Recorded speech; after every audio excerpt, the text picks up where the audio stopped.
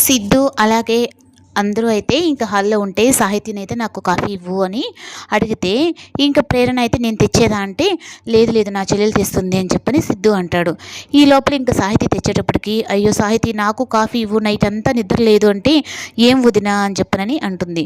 మీ అన్నయ్య నన్నెక్కడ నిద్రపోనిచ్చాడు అంటే, ఇంక ఒక్కసారిగా అయితే సిద్ధు ఉలిక్కి పెడతాడు. ఏంటి నేను నిద్రపోనివ్వలేదంటే, అయ్యో బెడ్‌రూమ్ విషయాలన్నీ కూడా ఇలా చెప్పాలా అండి అన్నట్టుగా ఇంక సిగ్గుపడుతూ ఉంటే, నాకు నిద్ర లేదు వెళ్ళి కాఫీ తాగేసి పడుకుంటాను అని అంటూ ఉంటే, ఇంకా విజయానంద్‌కైతే చాలా ఏదో అన్నట్టుగా, ఏంటి మొత్తం జరిగిపోయిందా మీకు అంటే, అవును మామయ్య మొత్తం జరిగిపోయింది అన్నట్టుగా ఇంకా ప్రేరణ కూడా అంటుంది.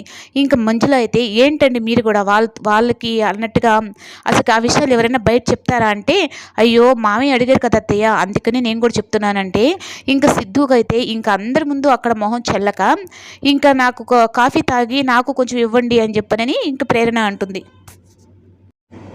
ఈ లోపలైతే ఇంక ఇందిర అలాగే వచ్చి మంజులకైతే నమస్కారం పెట్టి, వదిన మీతో మాట్లాడాలంటే సరే చెప్పు అని అంటుంది.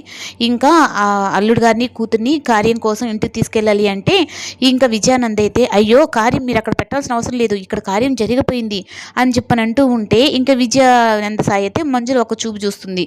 వాళ్ళిద్దరికి ఇష్టమైతే నాకేం అభ్యంతరం లేదు అంటే, ఇంకా సిద్ధు అయితే మీ కూతుర్ని తీసుకెళ్ళండి నేను రాలేను అంటే, కార్యం కోసం ఉండాల్సిందే ఇద్దరు అలాంటిది మీరు రానంటున్నారు ఏంటి అన్నట్టుగా ప్రేరణ అయితే అంటే, ఇంకా నువ్వు ఎక్కువ మాట్లాడుకో అని చెప్పనంటే, చూసారా అండి ఇక్కడే ఇలా మాట్లాడుతున్నాడంటే ఇంకా బెడ్రూమ్లో నన్ను ఎంత బెదిరించుంటాడో మీరు అర్థం చేసుకోండి అన్నట్టుగా ఇంకా ప్రేరణ అంటుంది.